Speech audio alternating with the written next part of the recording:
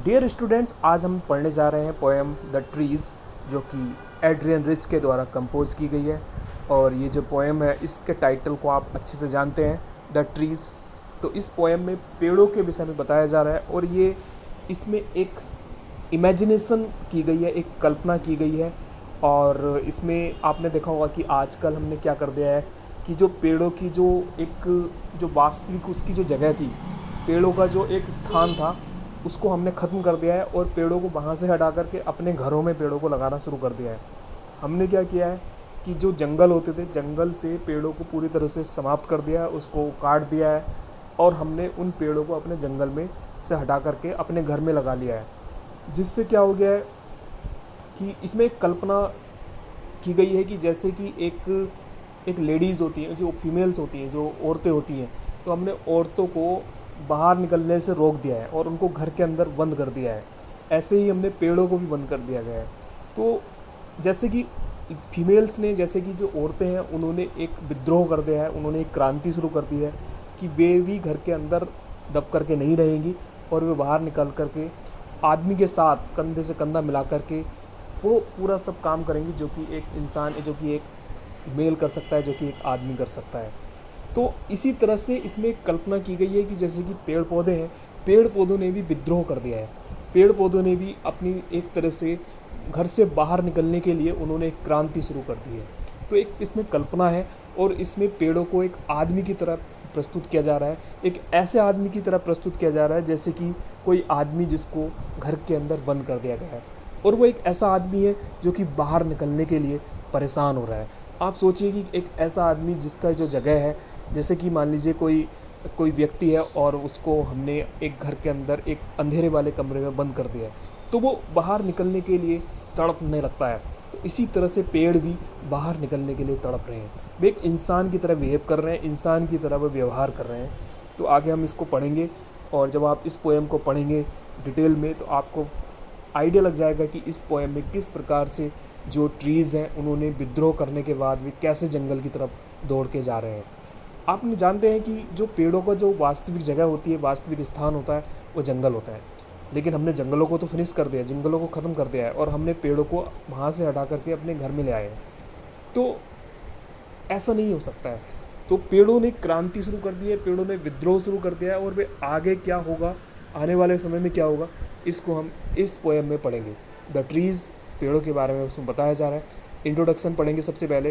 Can there be a forest without trees. बहुत अच्छी line है। आपसे एक क्वेश्चन पूछा जा रहा है, can there be a forest without trees. क्या पेड़ों के बिना जंगल हो सकते हैं? आंसर क्या होगा आपका? नहीं हो सकते हैं। Where are the trees in this poem. इस पोएम में पेड़ कहाँ पर हैं, and where do they go, और वे कहाँ जाना चाहते हैं, वे कहाँ जाते हैं, इस पोएम में हम पढ़ेंगे। तो आपसे कुछ क्वेश्चंस पूछे जा रहे हैं इसमें कि क्या जंगलों के बिना, क्या पेड़ों के बिना हम जंगल की कल्पना कर सकते हैं, या फिर क्या पेड़ों के बिना कोई जंगल हो सकता है? नहीं हो सकता है। Where are the trees in this poem. जो पेड़ हैं इस पोएम में, वे कहाँ पर हैं? वेयर डू दे गो, और वे कहाँ जाते हैं। तो इस पोएम को पढ़ कर के हमें आइडिया लगेगा कि हमें किस प्रकार की इसमें बात की जा रही है। तो चलिए हम आगे इस पोएम को पढ़ेंगे, और स्टैंजा वाइज हम इस पोएम के बारे में जानने की कोशिश करेंगे। लाइन बाय लाइन एक्सप्लेनेशन इसका शुरू किया जा रहा है। आप बड़े ध्यान से इस पोएम को सुनने की कोशिश करेंगे।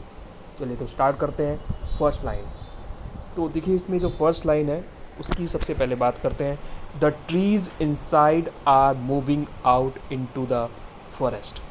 तो देखिए, इसमें इस पोएम को समझने के लिए आपको थोड़ी कल्पना शक्ति को जगाना पड़ेगा, आपको थोड़ा इमेजिनेशन को क्रिएट करना पड़ेगा, और आपको मानना होगा जैसे कि कोई जो ट्रीज़ है वे आदमी की तरह हैं, और वे अभी घर के अंदर बंद हैं, और वे क्या कर रहे हैं, इसके बारे में पढ़ेंगे हम।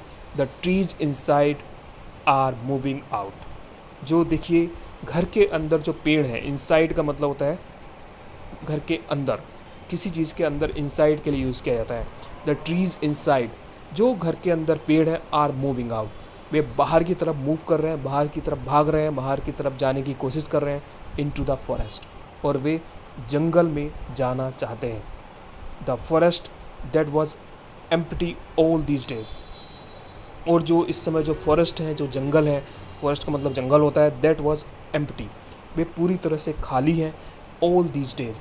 क्योंकि हमने पेड़ों को कहाँ पे लगा लिया है, पेड़ों को हमने जंगल से हटा करके अपने घर में लगा लिया है, जिसकी वजह से क्या हो गया है, जिसकी वजह से एक बहुत बड़ी संकट हो गया है, जिसकी वजह से सारे जो जंगल हैं ये पूरी तरह से खाली हो गए हैं, एम्प्टी हो गए हैं। एम्प्टी मीन्स खाली होता है, ये पूरी तरह से खाली हो गए हैं ऑल दीज डेज, इन दिनों, ऑल दीज डेज, इन दिनों सारे जंगल खाली हो गए हैं। और हमने जंगल को खाली करके, पेड़ों को काट करके उन, तो पेड़ों को हमने क्या कर लिया, अपने घर में ले आए हैं उसको। Where no bird could sit, और जहाँ पर अब कोई भी चिड़िया किसी भी पेड़ पर नहीं बैठ सकती है। नो इंसेक्ट हाइड, और इंसेक्ट का मतलब होता है कीड़े मकोड़े, और ना ही कोई कीड़ा मकोड़ा अपने आप को कहीं छिपा सकता है, क्योंकि पेड़ पौधे तो हैं ही नहीं। तो पेड़ पौधे जब हैं ही नहीं तो वे अपने आप को कहाँ छिपाएंगे। तो इस तरह से करके इस पोएम को स्टार्ट किया जा रहा है, और इसमें बताया जा रहा है कि भी जंगलों के बिना जीवन की भी कल्पना नहीं की जा सकती है। चलिए आगे बढ़ते हैं। No sun worry it's feet in shadow, no sun. और जैसे कि आप जानते हैं कि जब जंगल होते हैं, घने जंगल होते हैं, तो उसकी जो किरणें होती हैं वे ज़मीन तक नहीं पहुंच पाती है। लेकिन अब इस समय क्या हो गया, no sun worry it's feet in shadow. तो देखिए कोई भी सूरज तो एक ही है, लेकिन इसमें सूरज की बात की जा रही है। जो सूरज की जो किरणें हैं, वरी इट्स फीट, तो इसमें किरणों को फीट की तरह इसमें बताया गया है कि जो सन है, जो सूरज है, worry it's feet in shadow, वो अपने पैरों को, अपनी किरणों को वो नहीं पहुंचा पा रहा है। मतलब अपनी जो उसमें कोई शैडो नहीं बन रही है, उसमें कोई भी एक छाया नहीं बन रही है, कहने का मतलब है शैडो का मतलब कोई छाया नहीं बन रही है। कि पहले क्या होता था, पहले पेड़ पौधे होते थे तो सूरज की किरणें जब पेड़ों पर पड़ती थी तो धरती पर क्या होता था, एक शैडो हो जाती थी, एक छाया हो जाती थी। लेकिन अब क्या हो चुका है, no sun worry it's feet in shadow. लेकिन अब सूरज की किरणें भी पूरी तरह से उसके ऊपर पड़ रही हैं, धरती के ऊपर पड़ रही हैं, और धरती पर किसी भी प्रकार की कोई छाया नहीं है। पहले क्या होता था, पहले जो सूरज की किरणें होती थी वे अपने पैरों को, मतलब सूरज की किरणें जो मतलब जंगल होता था, पेड़ पौधे थे, उसके ऊपर गिरती थी, जिससे धरती के ऊपर एक छाया बन जाती थी, धरती के ऊपर तरह तरह की छाया बनती थी। लेकिन अब वो सब खत्म हो चुकी थी।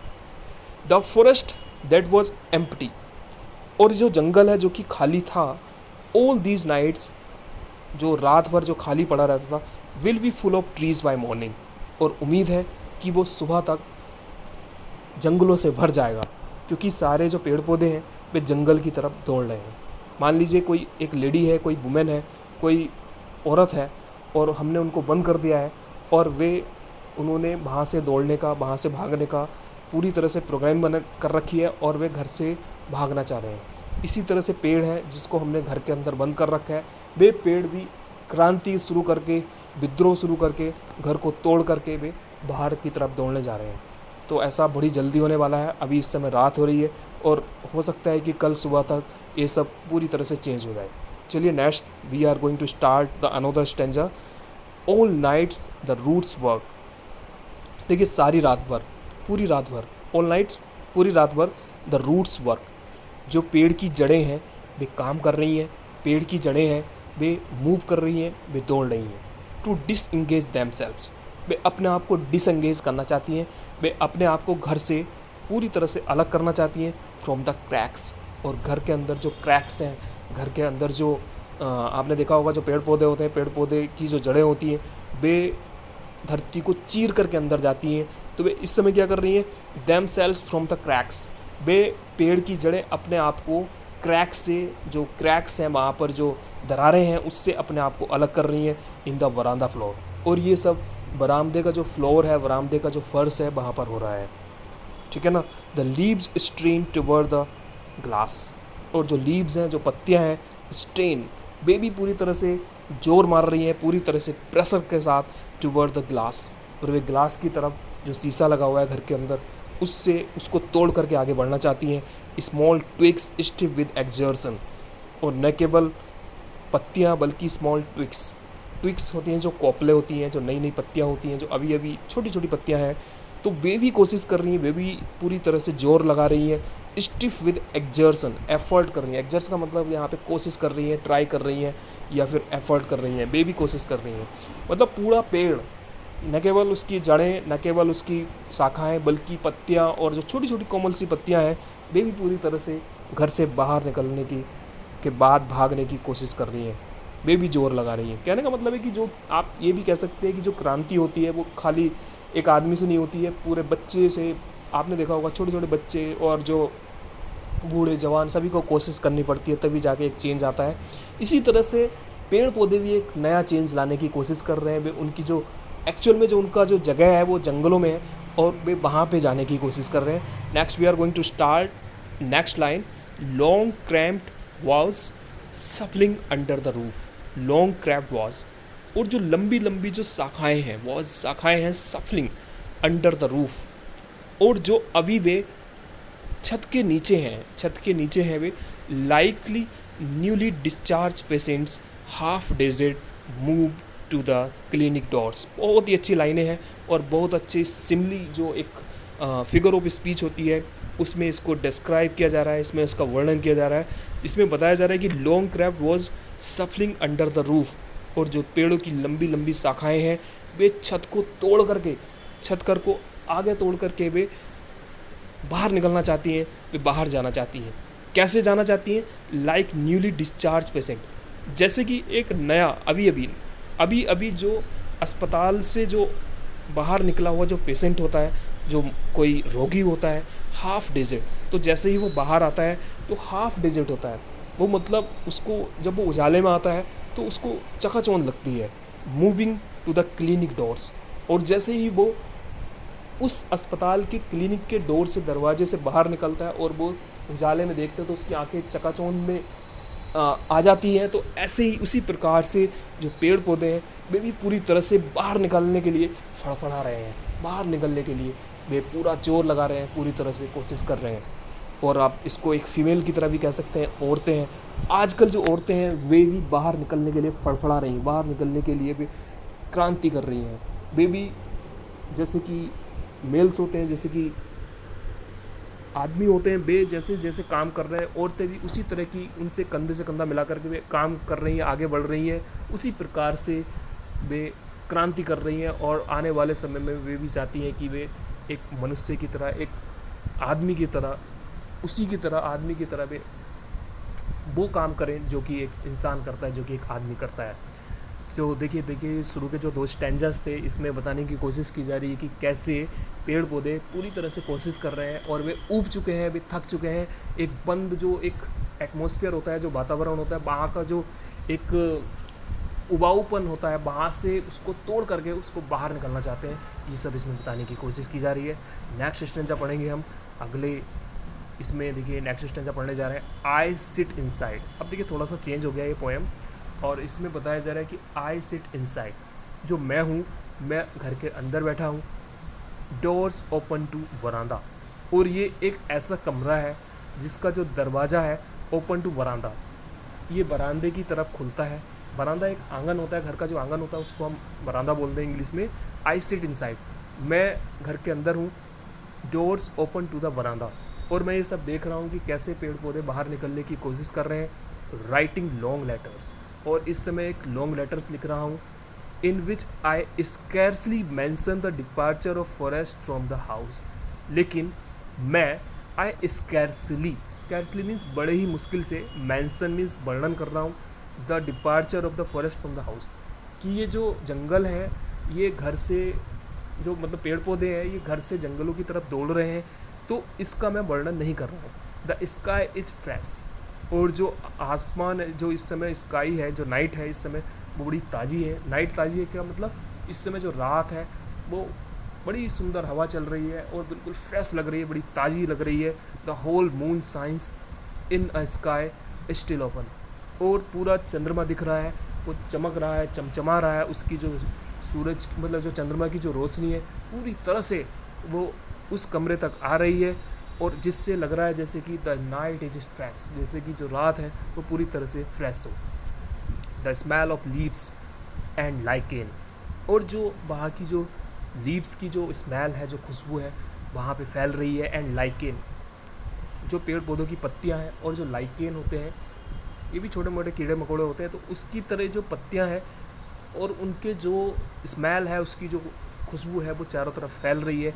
Still reaches like a voice into the rooms, और वो पढ़ रही है, रीचेज पहुँच रही है लाइक अ वॉइस, जैसे कि आवाज़ होती है वो पहुँचती है इन टू द रूम्स, जैसे कि एक आवाज़ पहुँचती है वैसे कि वैसे ही वो कमरे तक पहुँच रही है। तो देखिए ये शुरू के 3 स्टैंजाज में इसमें कवि ने अपने बारे में भी बताया है कि वे कहाँ बैठे हुए हैं और वे क्या क्या देख रहे हैं, और साथ साथ वे बता रहे हैं कि कैसे पेड़ पौधे जंगल की तरफ दौड़ने के लिए कोशिश कर रहे हैं, और उनका अंग अंग, उनका जो every part of a tree is struggling to get out of from the house to the forest.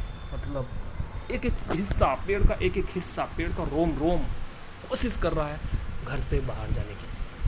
तो आपको उम्मीद है कि ये पोएम बिल्कुल अच्छे से समझ में आई होगी। इसमें अभी थोड़ा सा पार्ट इसका बचा हुआ है, मैं सोच रहा हूँ कि इसको आपको कल पढ़ाया जाए, और क्योंकि थोड़ा ज़्यादा हो जाएगा। और आप ये शुरू के 3 स्टैंजाज हैं, इसको आप अच्छे से समझिए। इसमें जो वर्ड मीनिंग्स हैं उसको आप उसकी लिस्ट बनाइए, और आप कॉल के थ्रू, व्हाट्सएप मैसेज के थ्रू आप किसी भी वर्ड का आप मीनिंग पूछ सकते हैं। और आपका काम यह है कि आप इस पोएम के जो 3 स्टैंजाज हैं इसको अच्छे से पढ़ करके, रीड करके इसको अच्छे से समझिए। Thank you.